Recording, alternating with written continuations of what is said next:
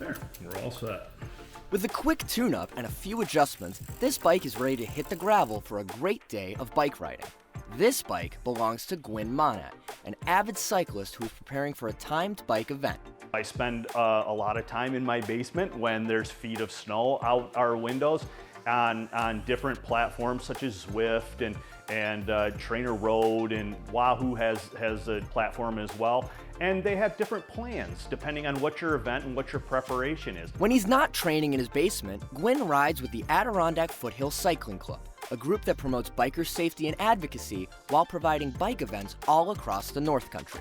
The club has really grown over the last year. We started with just a handful of folks who all have the same common passion of cycling, and now we have more than 100 people coming to our events. So we're very excited about the growth and finding new people who love cycling and have that same shared interest in being on our bikes in our beautiful area. Gwyn is preparing for the North Winds Gravel Classic, a 90-mile gravel ride through the Tug Hill region. He prepares with his friend and fellow Adirondack Foothill Cycling Club member, Rebecca Pate Johnson. What I enjoy about biking in the North Country is the sense of freedom that I get. I don't do it because I want to break any speed records.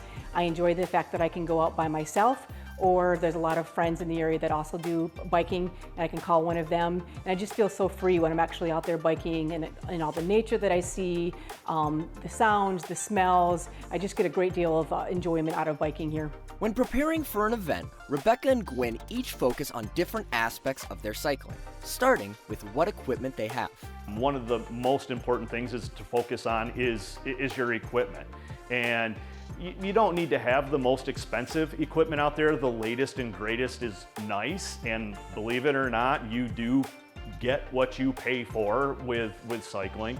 But you don't need to have the absolute best. What I will say is it needs to be safe, and it needs to be in great working order. But to perform at their best, bikers need to condition themselves by building up endurance as early as they can. Someone should prepare for one of our events, one of our gravel rides or one of our road events.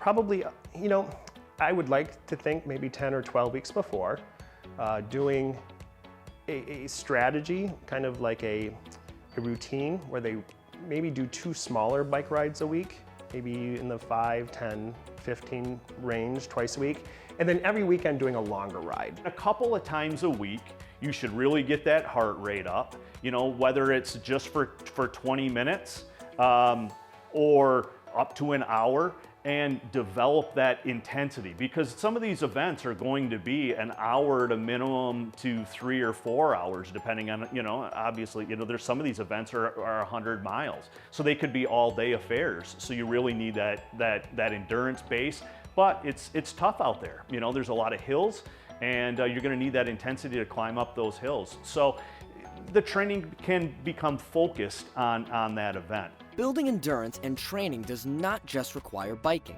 During the winter months, Rebecca prepares in other unique ways. I can walk, I can go snowshoeing, I can do different forms of exercise during the winter that are outside, and then I can still pick up in the springtime when the roads allow us to bike. Of course, the most important part of any fitness regimen is to ensure that they eat well and drink plenty of water. I definitely focus on hydration. That's something that everybody can do, is I focus on making sure that I'm getting enough water in, because that's affecting your muscles. And then just a few things that I used to do when I used to run and when I used to play soccer. Your diet, like the night before, I'll make sure that I'm getting a lot of protein. A couple days before, I'll make sure that I'm getting the carbs that I need. So just so that my body is prepared as well. Lastly, it's great to bike with a friend or someone who is seasoned in the sport.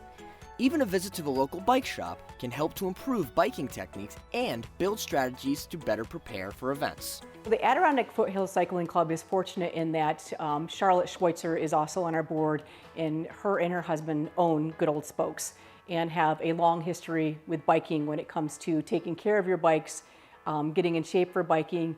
And so I'm fortunate in that if I have questions, whether it be about my bike, whether it be about my body, whether it be about what gear I need, I really can just ask her. And so the club itself is fortunate, and we have that resource that we can go to. I learn from other people. So when I ride with them, I pick up techniques that they might have. They can kind of share their wisdom.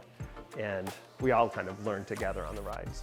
But sometimes the best practice is to get on a bike and start riding.